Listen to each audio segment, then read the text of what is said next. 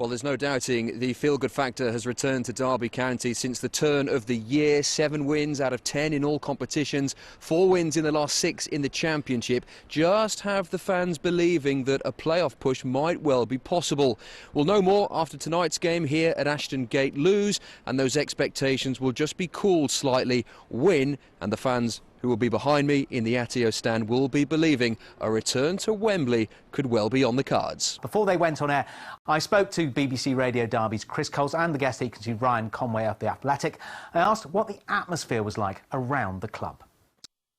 It's one of anger, I think, Colin. Firstly, disbelief about what had happened, and then gradually, as the story progressed and more details emerged, the fans have taken on a stance of just being ashamed of what's happened. These are players they've idolised, players they've supported through thick and thin, and then this happens. Fans, I think, are just at the moment very, very angry.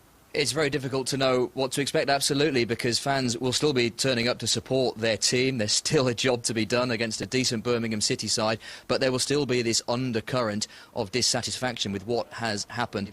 They need to pick up wins first, because this is the sort of situation that can just spiral out of control, and before you know it, Derby County are involved in a relegation battle, which for a club of this size, a club of this stature, is unthinkable. Chris, Ryan, thank you very much indeed. Well, on the pitch, the Rams are still looking for their first home win of the season. They face Cardiff tonight. Chris Coles is BBC Radio Derby sports presenter. Well, Chris, they're back after the international break and 2 successive defeats before that. What can we expect? Hopefully, Angela, an improved performance from their last outing, that 3-0 defeat to Brentford. They conceded all 3 goals before half-time, and as we know, before that, the 3-0 defeat to Nottingham Forest. The fans are desperate to see a home win here under Philip Cocu. He's yet to experience victory here at Pride Park, and you don't want that to continue for too long. So the fans will demand an improved performance, and I think we'll see one. The manager's trying to play down the pressure for that first home win, but there's a lot of expectation at that stadium, isn't there?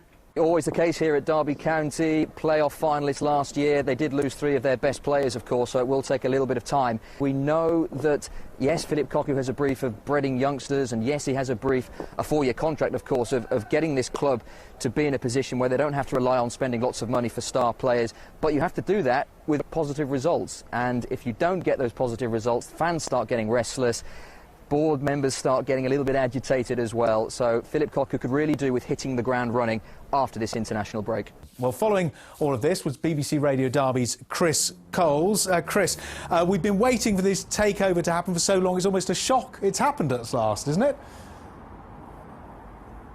Yeah, Colin, absolutely. As you mentioned, because of the protracted nature of the previous takeover deal to Sheikh Khalid, and really the tortuous few months the Derby fans endured with the on-off nature of the deal, so many deadlines and so many false promises, that I think the Rams fans had almost given up any hope of Mel Morris finding a buyer. He seemingly has found one now in Eric Alonso, and we wait and see what plans the Spanish businessman has for the club. Yes, do we know much about Alonso, or indeed this second company of his, No Limit Sports Limited, that he's using to buy Derby County? Not much is known. You mentioned his age, 29 years of age, which seems very young to be owning a football club. He wouldn't be the youngest owner in the Football League by any stretch of the imagination, but it's clear that he has ambitions of owning a football club. Where is the money coming from is the big question. Where is his backers? Who are his backers? And how much financial clout do they have? I suspect all of these questions are on the lips of many Rams fans, and we'll find out the answers, hopefully, in the coming weeks. So you don't have an answer at the moment? No idea yet whether there is money to spend for Wayne Rooney coming up?